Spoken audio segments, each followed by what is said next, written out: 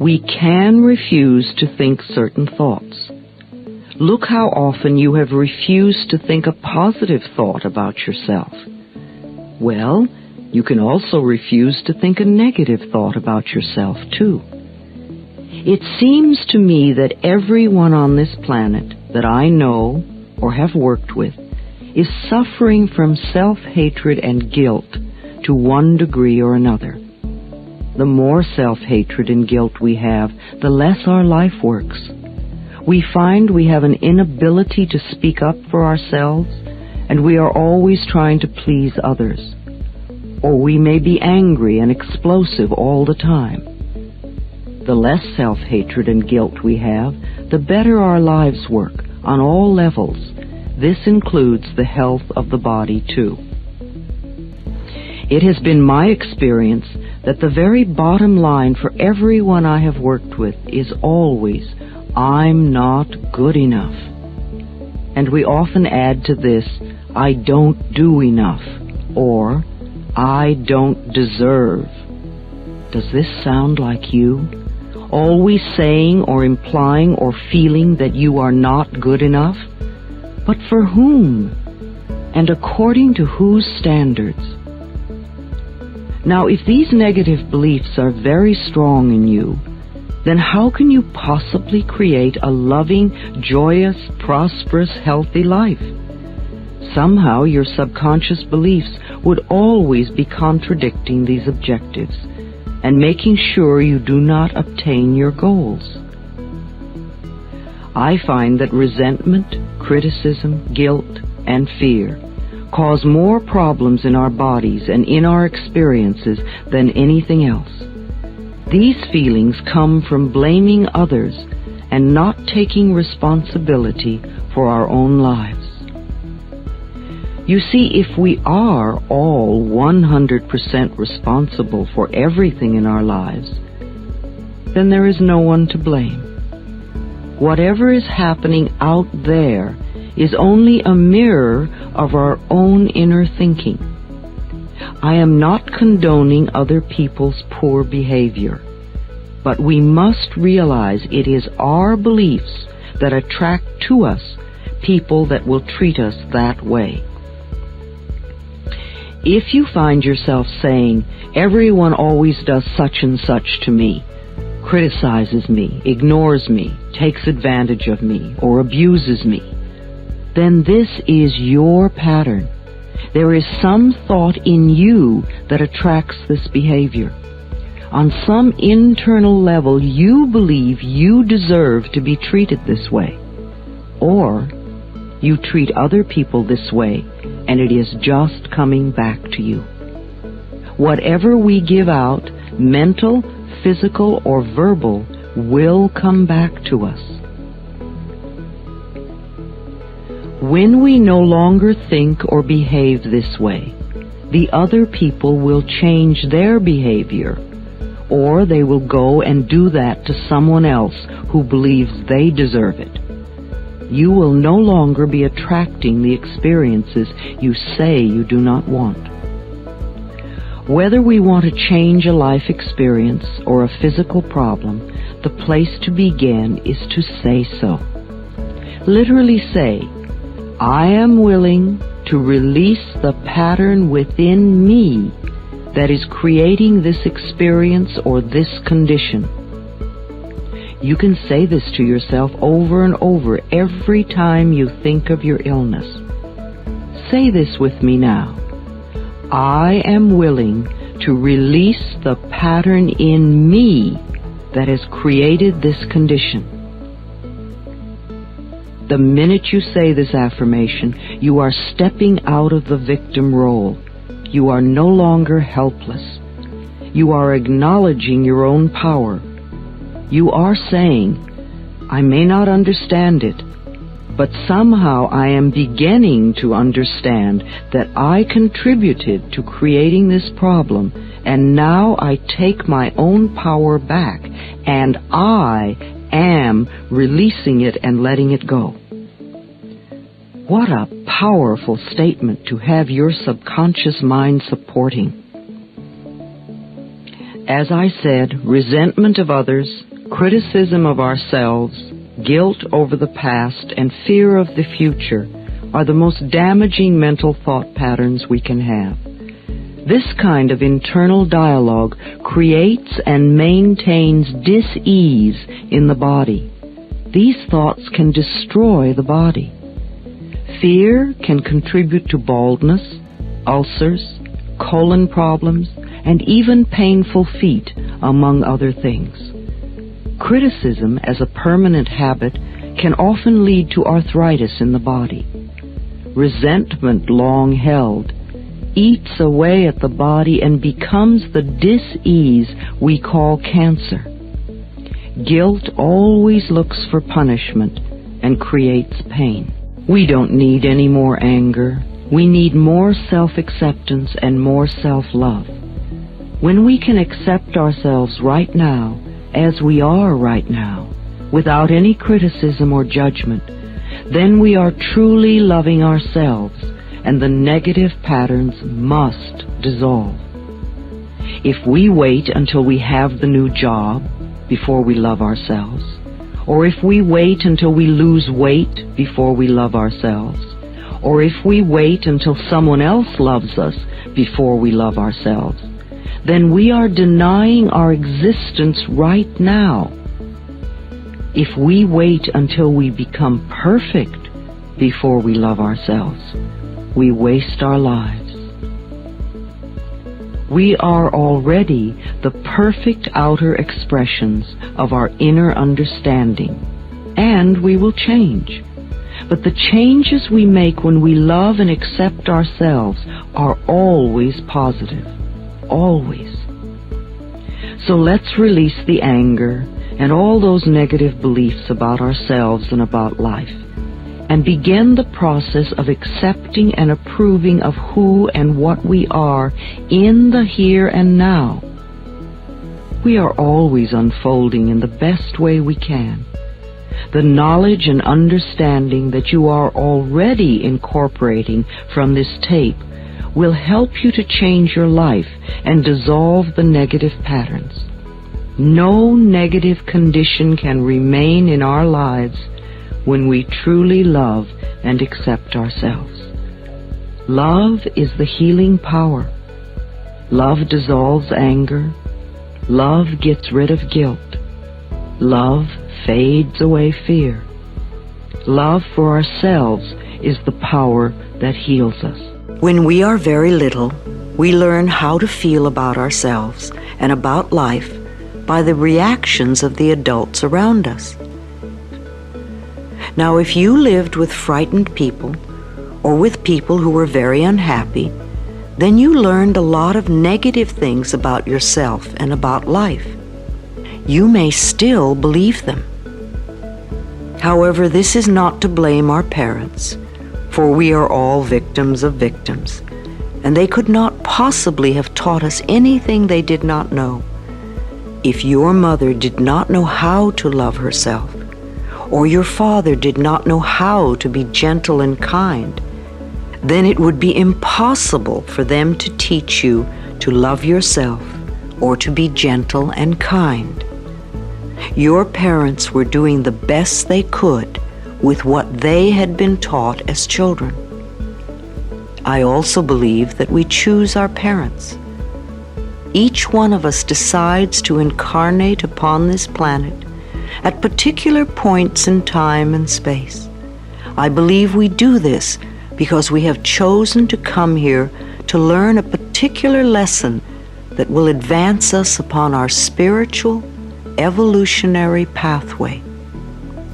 We choose our sex, our color, our country, and then we look around for the particular set of parents who will mirror the pattern we are bringing in to work on in this lifetime. Often when we grow up, we point our fingers accusingly at our parents and whimper, "You did it to me." But really, we chose them because they were perfect for what we wanted to work on overcoming. As very little children, we learn our belief systems, and then we move through life creating experiences to match our beliefs.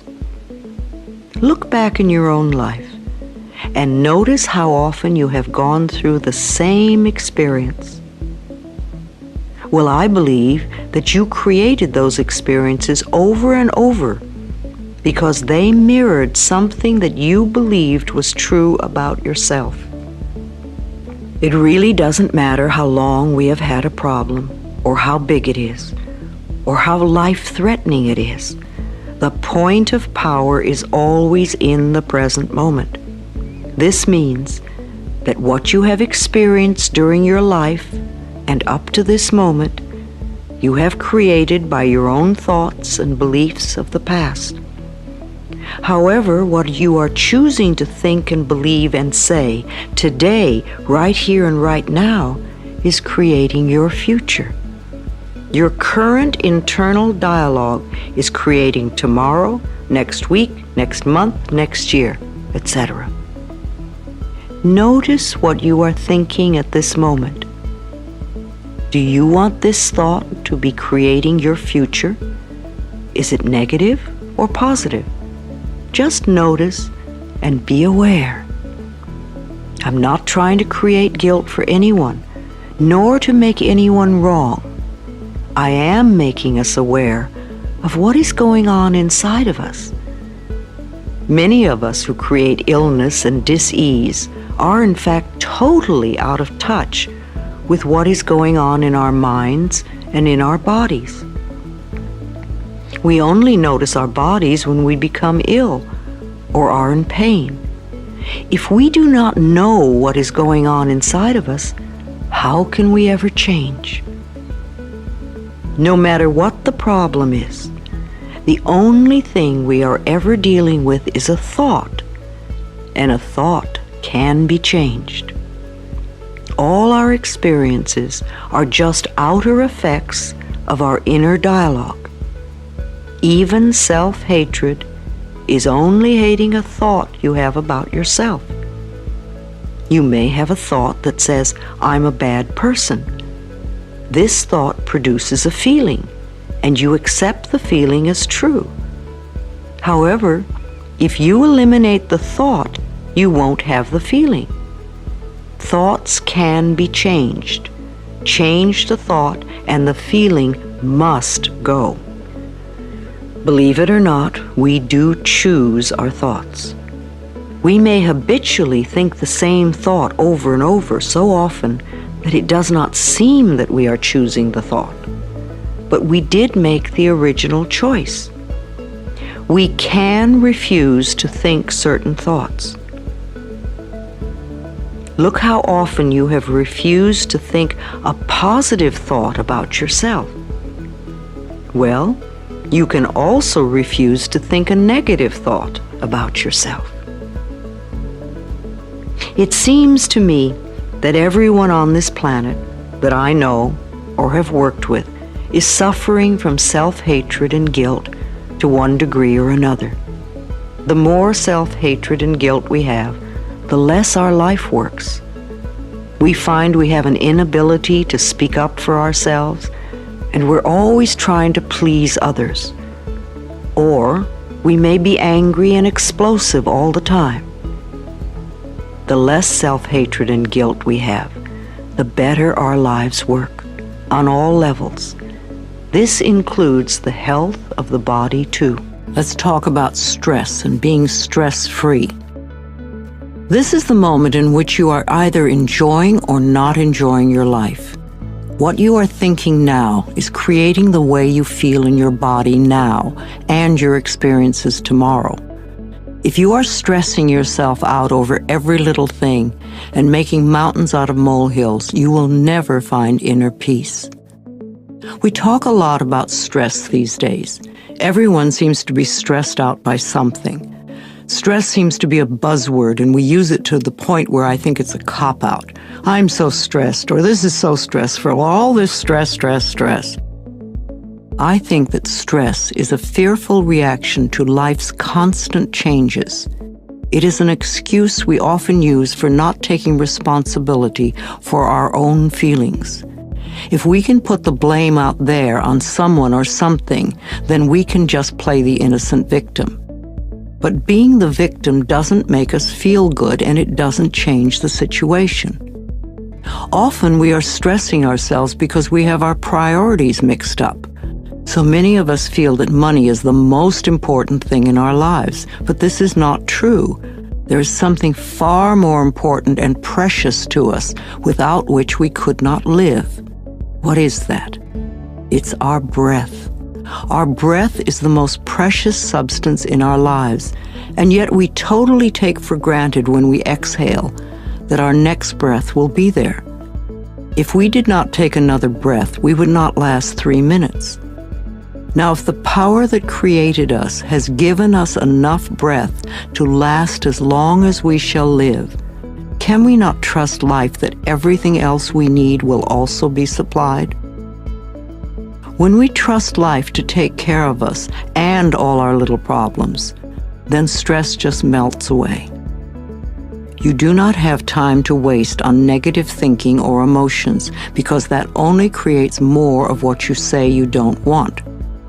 If you are doing some positive affirmations and you are not getting the results you want, then check to see how often during the day you allow yourself to feel bad, to be upset. These emotions are probably exactly what is frustrating you and delaying the manifestation of your affirmations and stopping the flow of your good.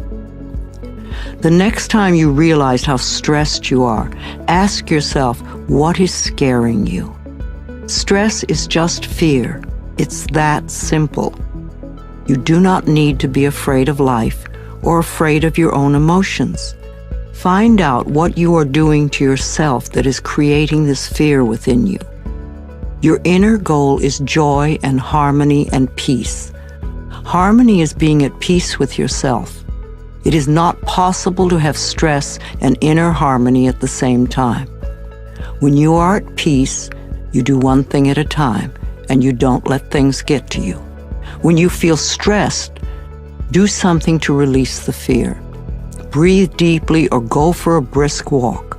Remind yourself that I am the only power in my world, and I create a peaceful, loving, joyful, fulfilling life.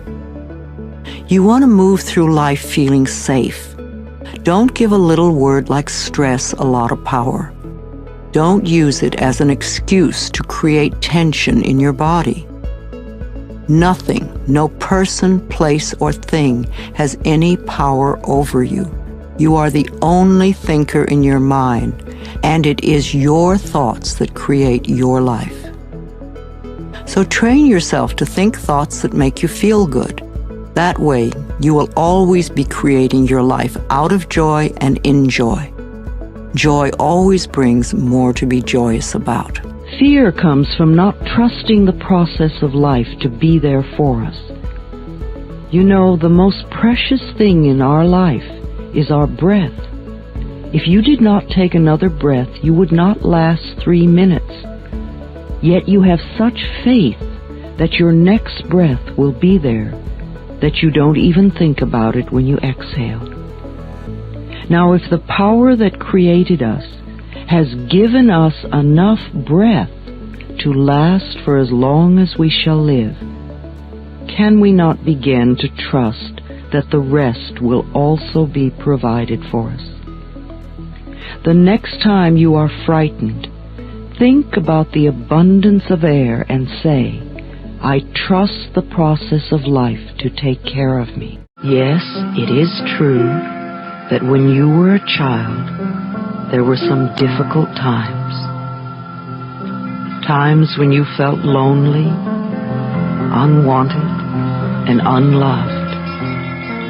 Perhaps you were rejected, or abandoned, or even abused and humiliated. Yes, I know there were some terrible times. Some of them may have been so awful you don't even remember them. But the past has no power over you if you choose to live in the now. The point of power is in the present moment. Each moment is a new beginning, and this moment is a new beginning for you right here and right now. So let's take the past, all of it, and wrap it up in the pink of divine love, and release it and let it go. We affirm that you are now free. You are not your mother, nor her fears. You are not your father, nor his beliefs. You are not any of the relatives, nor their opinions. You are not the teachers at school, nor their rigidity. And you are certainly not the limitations of your early religious upbringing. You are yourself, a divine, magnificent expression of life. You are unique and special and wonderful, one of a kind. Since time began on this planet, there has never been another person like you, and there never will be. Therefore, there is no competition and no comparison. You have your own unique talents and abilities, and your own special way of expressing them. You are worthy of your own love and your own self-acceptance, not because of what you have done, but just because you exist. It has been my experience that the very bottom line for everyone I have worked with is always, I'm not good enough. And we often add to this, I don't do enough, or I don't deserve. Does this sound like you? Always saying or implying or feeling that you are not good enough. But for whom? And according to whose standards? Now, if these negative beliefs are very strong in you, then how can you possibly create a loving, joyous, prosperous, healthy life? Somehow your subconscious beliefs would always be contradicting you and making sure you do not obtain your goals. I find that resentment, criticism, guilt, and fear cause more problems in our bodies and in our experiences than anything else. These feelings come from blaming others and not taking responsibility for our own lives. You see, if we are all responsible for everything that happens in our lives, then there is really no one to blame. Whatever is happening out there is only a mirror of our own inner thinking. I am not condoning other people's poor behavior, but we must realize it is our beliefs that attract to us people that will treat us in that way. If you find yourself saying, everyone always does such and such to me, criticizes me, ignores me, takes advantage of me, or abuses me, then this is your pattern. There is some thought in you that attracts this behavior. On some internal level, you believe you deserve to be treated this way. Or you treat other people this way, and it is just coming back to you. Whatever we give out, mental, physical, or verbal, will always come back to us. When we no longer think or behave in this way, the other people will change their behavior, or they will go and do that to someone else who believes they deserve it. You will never find working a pleasure if you hate your job or you can't stand your boss. What a terrible affirmation that is. It will be impossible for you to ever attract a great job with that belief system. If you want to enjoy your time at work, then you must change your thinking. I'm a great believer in blessing with love every person, place, and thing at the workplace. Begin with your current job. Affirm that this job is merely a stepping stone to far greater positions. You are in your current job because of the things you believed in the past. You drew it to you by your thinking. Perhaps you learned your attitude towards work from your parents. No matter, you can change your thinking now. So bless with love your boss, your coworkers, the location, the building, the stairs or elevators, the rooms, the furniture, and each and every customer. This creates a loving mental atmosphere within you, and the whole office will respond to it. I have never understood the reasoning behind putting down or berating others at work. If you are an owner, a manager, or a supervisor, how can you possibly expect to get the best work from others if they are frightened or resentful? We all want to be appreciated, acknowledged, and encouraged. If you support your employees and give them respect, then they will give you the best work they can. Now, please don't believe that it is hard to get a job. That may be true for many, but it does not have to be true for you. You only need one job, and your consciousness will open the pathway for you.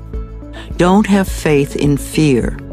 When you hear of negative trends in business or in the economy, immediately affirm, that may be true for some, but it is not true for me. I always prosper no matter where I am or what is going on. People often ask me for the affirmations to make their relationships at work be smoother. In fact, for many people, this is a really big issue in their lives. I am deeply aware that whatever I give out comes back to me multiplied, and this is true everywhere, including at work. In the workplace, it is important to know that every employee and employer has been attracted by the action of love, for it's his and her divine right place here and now at this point in time and space. Divine harmony permeates us all, and we can all flow together in the workplace in a most productive and joyous way. There aren't any problems that don't have solutions. There aren't any questions without answers. Choose to go beyond the problem to seek the divine right action solution to any discord that may seem to appear. Be willing to learn from any discord or confusion as it comes up. It's important to release all blame and turn within to seek the truth. And be willing to release whatever pattern may be in your consciousness that has contributed to the situation. Know that you are successful in all that you do. You're inspired and productive. You serve others willingly and gladly. Divine harmony reigns supreme within and around you, and within and around each and every person in your workplace. When you know and declare that it's possible to successfully operate in the workplace according to divine principles, then divine love brings to you those who can be helped by that which you so lovingly do. Now, if you like your job but feel you're not getting paid enough, then bless your current salary with love. Expressing gratitude for what you do have enables it to grow. And absolutely no more bitching about the job or coworkers. Your consciousness put you where you are now. Your changing consciousness can lift you to a better position. You can do it. During your workday, there are a number of things you can do to release tension. Here are a few ideas. 1. Before you go to work every day, do this simple exercise. Just sit comfortably and concentrate on your breath. Whenever you notice thoughts coming in, gently bring your awareness back to your breath. Give yourself at least 10 or 15 minutes to dwell in the silence each day. There is nothing difficult or tricky to this, and it's worth taking the time. 2. Write or type this affirmation and put it where you can see it at work. My job is a peaceful haven. I bless my job with love. I put love in every corner, and my job lovingly responds with warmth and comfort. I am at peace. When you start to think about your boss, say this affirmation to yourself. I only give out that which I wish to receive. My love and acceptance of others is mirrored to me in every way. Refuse to be limited in any way by human mind thinking. Your life can be filled with love and joy because your work is a divine idea. Remember to say to yourself every day before going to work, no matter where I am, there is only infinite good, infinite wisdom, infinite harmony, and love. Whenever someone is in pain, I know they have created a lot of guilt for themselves. Chronic pain comes from unrelenting guilt, often so buried that we are not even aware of it anymore. This guilt must be dissolved before the pain can be eliminated. Guilt is a totally useless emotion. It never makes anyone feel better, nor does it change a situation. Your sentence is now over. Let yourself out of prison. Anger combined with guilt often contributes to accidents. The degree of physical damage lets us know how severely we felt we needed to be punished and how long the sentence. Where this pain occurs in the body gives us a clue to which area of life we feel guilty about. Critical people often attract a lot of criticism because it is their pattern to criticize. They are often cursed with perfectionism, the need to be perfect at all times in every situation. Do you know of anyone on this planet who is perfect? I do not. Why do we set up standards that say that we have to be super person in order to be barely acceptable? That is such a heavy burden to carry. When I was a little girl, I had a very difficult childhood.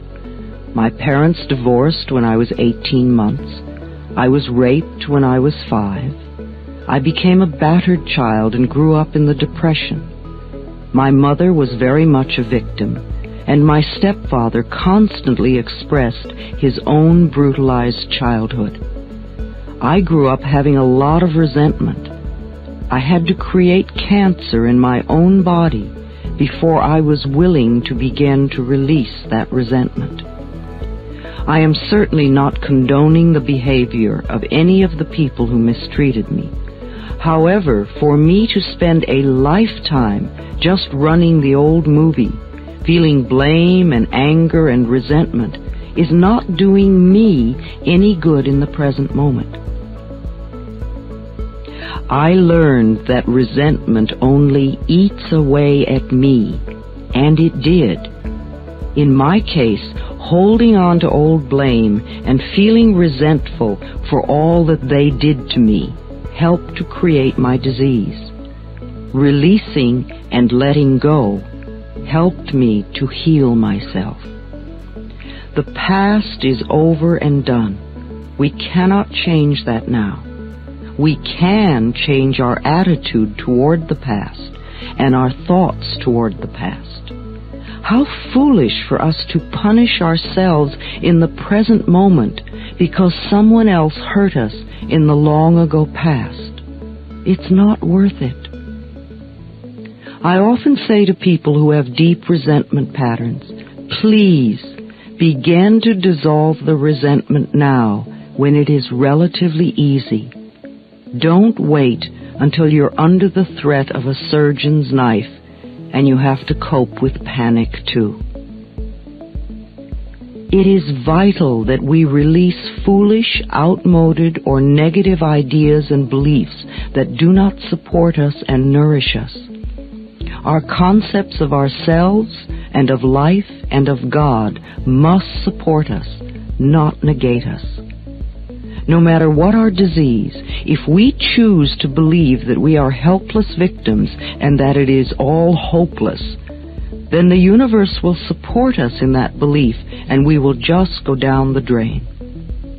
When people come to me with a problem, I don't care what it is, poor health, lack of money, unfulfilling relationships, or stifled creativity.